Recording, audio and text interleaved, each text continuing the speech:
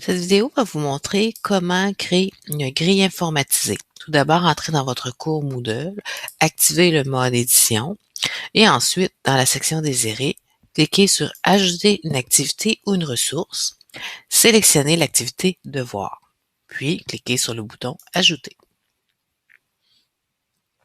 Donc, nous sommes dans une zone de devoir standard. Nous allons simplement lui donner un titre.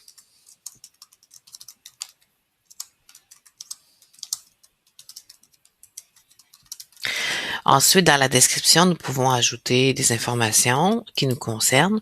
Si on veut que les étudiants voient ces informations, on n'a qu'à cocher la case. Ensuite, toutes les autres options, je vais passer par-dessus et je vais aller directement à Notes.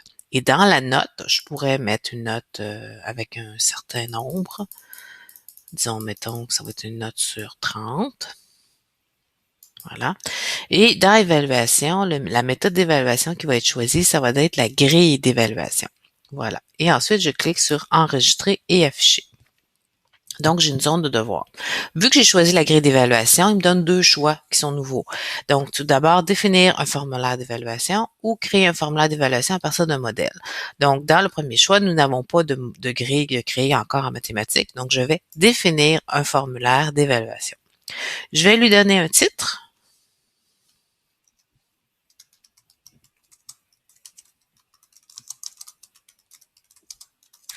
Et dans la description, c'est une description pour l'enseignant. Donc, je pourrais ici ajouter les différents éléments de compétences. Et ensuite, on tombe dans la grille d'évaluation. Donc, la grille d'évaluation de base, c'est une case commentaire où est-ce qu'on va pouvoir mettre un titre. Donc, mettons chapitre 1. Et j'ai des niveaux d'évaluation. Et je peux ajouter plusieurs nouveaux niveaux d'évaluation en fonction du type d'évaluation que je veux faire. Donc, dans ce cas-ci, j'ai mis 5 niveaux. Je vais juste réduire ma fenêtre pour pouvoir en voir plus. Et lors de l'évaluation, je vais pouvoir venir cocher les différents niveaux et ajouter un commentaire à la droite ici parce qu'il va y avoir une droite commentaire. Donc, je vais ajouter un critère supplémentaire et un deuxième.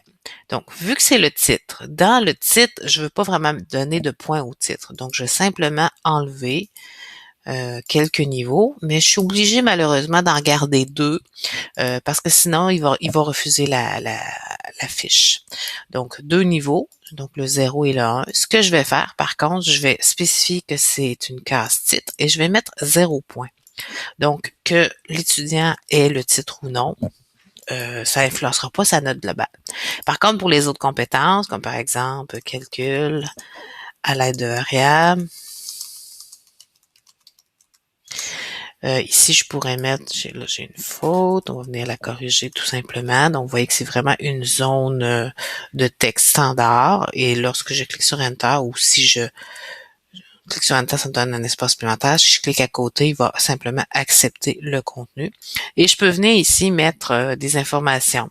Donc, insuffisant, correct. Je pourrais mettre moyen.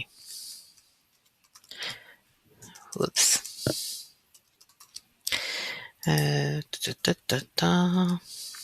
Partiellement réussi.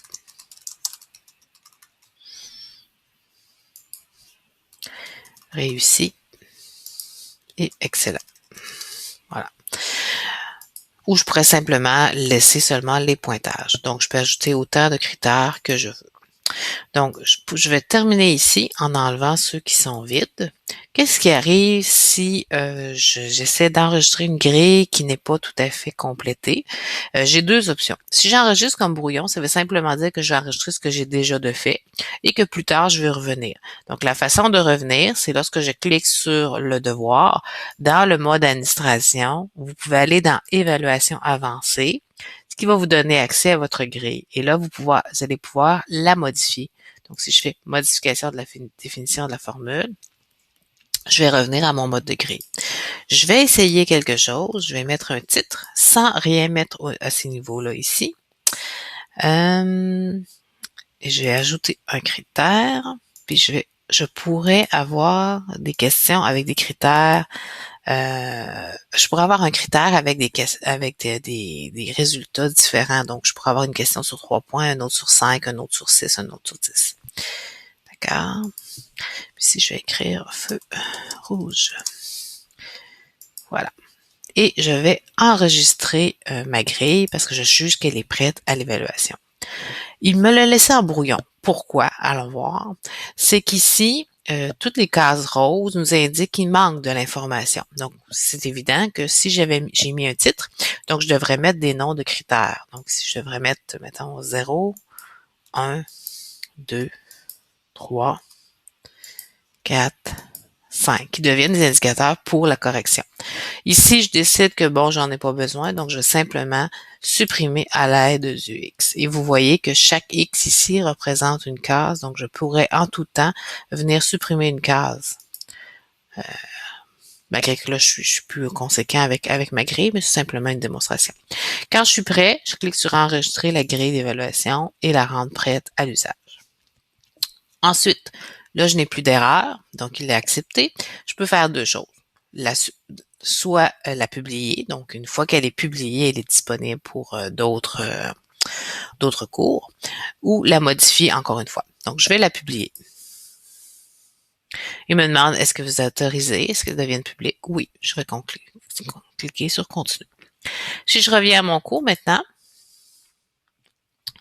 mon devoir est celui-ci. Ma grille est ici. Donc, si je voudrais, par exemple, corriger un devoir, je pourrais venir ici, corriger le devoir. On voit tout de suite que j'ai ma grille de correction. Donc, je pourrais venir cocher les différents pointages.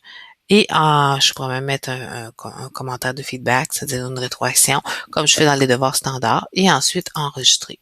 Et voilà, j'ai corrigé le devoir de Karine. Et si je reviens pour regarder le résultat, il a calculé automatiquement le pointage.